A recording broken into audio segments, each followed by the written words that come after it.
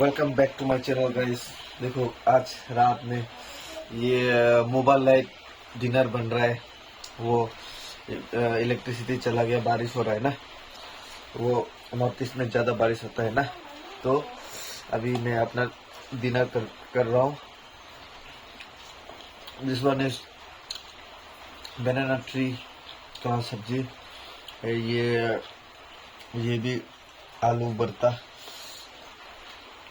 onion and some raw garlic, and there is some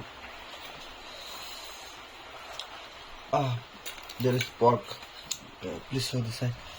Oh my god, pork fat, खतरनाक वाला है।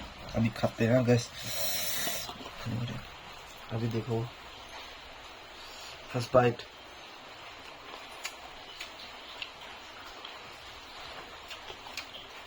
ये pork जो है ना बहुत टेस्टी है।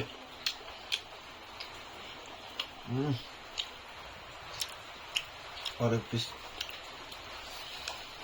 वो नॉर्थ ईस्ट का लोग का ना पोर्क बहुत टेस्टी लगता है।